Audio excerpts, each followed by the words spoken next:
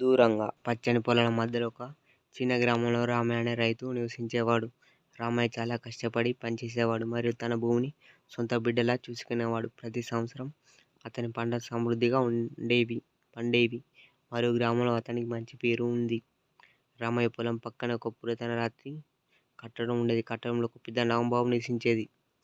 గ్రామస్తులు ఆ పామును చూసి భయపడేవారు మరియు దాని దరిదాపులోకి వెళ్ళడానికి కూడా జంకేవారు. కానీ రామయ్య మాత్రం ఆ పామును ఎప్పటికీ పట్టించుకోడు. అతను తన పనిలో ఎప్పుడూ నిఘ్నమై ఉంటాడు. మరి పాము ఎప్పుడు అతనికి హాని కలిగించేది లేదు. ఒకరోజు రామయ్య తన పొలంలో పనిచేస్తుండగా అతనికి తీవ్రమైన దాహం వేసింది. చుట్టూ ఎక్కడా నీరు కనిపించలేదు. అలసిపోయిన రామయ్య నీటి కోసం వెతుకుతూ రాతి కట్టడం వైపు నడిచారు. బుసబుస అని శబ్దం వినిపించింది. రామయ్య కొంచెం భయపడ్డాడు. కానీ దాహం ఎక్కువ కావడంతో ధైర్యం చేసి లోపలికి తొంగి చూశాడు. అక్కడ ఒక పెద్ద నాగంపాము తన నోటితో ఒక చిన్న కుండను పట్టుకొని కనిపించింది. ఆ కుండలో స్వచ్ఛమైన నీరు మెరుస్తూ ఉంది.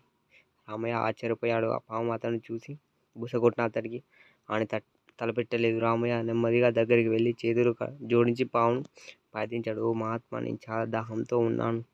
దయచేసి కొంచెం నీరు ఇవ్వగలవా? పాము రామయ్యను కొంతసేపు పరిశీలించి తర్వాత అది నెమ్మదిగా కుండను నేలపై ఉంచి మరి తల ఊపి రామయ్య అనే అర్థం చేసుకొని అతను వెంటనే కుండ తీసుకొని దాహం తీర్చుకున్నాడు. ఆ నీరు చాలా చల్లగా మరియు తీయగా ఉంది.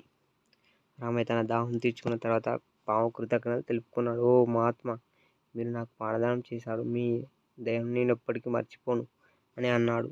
నాగంపాము మళ్ళీ బుసకొట్టింది. మరి తన తలను రామయ్య చేతికి తాకించింది.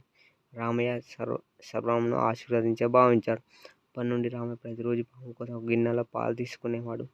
రామయ్య కూడా అతని కోసం కుండలో నీళ్లు తెచ్చిపెట్టేది.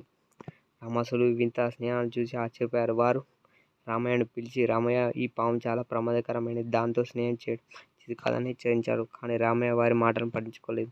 ఆ పాము నీకు ఎప్పుడు హాని చేస్తున్నది ఒక మంచి స్నేహితుడు అని చెప్పేవాడు. కొంతకాలం తర్వాత ఒక గ్రామంలో కరువు వచ్చింది. వర్షాలు పడలేదు మరియు పంటలు ఎండిపోవడం మొదలైంది. గ్రామస్తులందరూ ఆందోళన చెందారు. రామయ్య కూడా పంటలను చూసి బాధపడ్డాడు. ఒకరోజు రామయ్య తన పొలం కూర్చొని దిగులుగా ఆలోచిస్తున్నాడు. అప్పుడు నాగంపాము అతని ముందు వచ్చి అది తన తలను నేలకు తాకి ఏవో చెప్పడానికి ప్రయత్నించింది. రామయ్య దాని కదలికలను గమనించాడు. పాము అతని రాతి కట్టడం వెనుకకు రమ్మని పిలిచినాడు. అతనికి అర్థమైంది. రామయ్య పామును అనుసరించి వెళ్ళాడు. రాత్రి కట్టడం వెనుక ఒక చిన్న గుహ ఉంది. ఆ గుహ లోపల ఒక పెద్ద నిధి దాగి ఉంది. బంగారు రత్నాలు మరియు విలువైన రాళ్ళు ఎక్కడ కుప్పలుగా పోసి ఉన్నాయి. రామయ్య నిధిని చూసి ఆశ్చర్యపడ్డాడు. నాగంపాము అతని వైపు చూసి తల ఊపింది. అప్పుడు రామయ్యకు అర్థమైంది. ఆ పాము అతనికి సాయం చేయాలనుకుంటుంది. రామయ్య నిధిలో కొంత భాగం తీసుకొని తిరిగి వచ్చాడు. ఆ ధనంతో అతను బావులు తవ్వించారు మరియు నీటి వనరులను అభివృద్ధి చేశాడు. కొద్ది రోజుల్లోని గ్రామం మళ్ళీ పచ్చదనంతో కలకలని పంటలు బాగా పండాయి మరియు గ్రామస్తులందరూ సంతోషంగా ఉన్నారు. గ్రామస్తులందరూ రామయ్యను మళ్ళీ ఆ నాగంపాము దేవుళ్ళ చూడటం మొదలుపెట్టారు. వారు రామయ్య యొక్క మంచి మనసు మరియు పాము యొక్క దయను కొనియాడారు. అప్పటి నుండి గ్రామంలో మనుషులు మరియు జంతువులు మరొకరినొకరు గౌరవించుకుంటూ శాంతిగా జీవించడం ప్రారంభించారు. రామయ్య మరియు ఆ నాగంపాము యొక్క స్నేహం తరతరాలుగా ఒక అద్భుత కథగా చెప్పుకుంటున్నారు. ఈ కథ మనుషుల జంతువుల పట్ల దయ, ప్రేమ కలిగి ఉండాలని మరి నిజమైన స్నేహం ఎల్లప్పుడూ సహాయపడుతుందని తెలియజేస్తుంది. ఈ వీడియో మీకు నచ్చినట్లయితే మా పేజీని సబ్స్క్రైబ్ చేయండి, గంటను కొట్టండి, లైక్స్ అండ్ షేర్, సబ్స్క్రైబ్